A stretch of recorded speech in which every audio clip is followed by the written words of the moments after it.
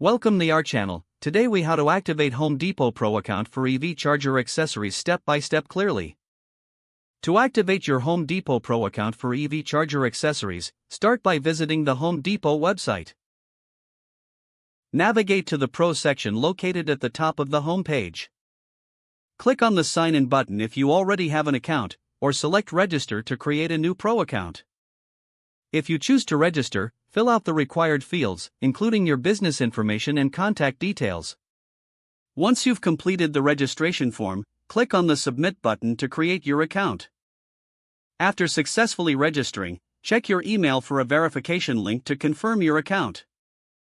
Click the link in your email to complete the verification process.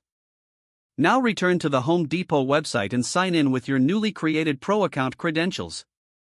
Once logged in, use the search bar to find EV charger accessories. Browse through the available products to identify the items you wish to purchase. Click on the product to view detailed information, including specifications and pricing. If you are satisfied with your selection, add the item to your cart.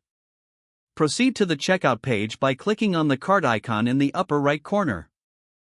Review your order and enter any necessary discount codes or promotions. Select your preferred shipping or pickup options for the products. Once everything looks correct, finalize your purchase by clicking on the Place Order button. Your Home Depot Pro account will now be activated for EV charger accessories, and your order will be processed. You will receive a confirmation email shortly with the details of your purchase.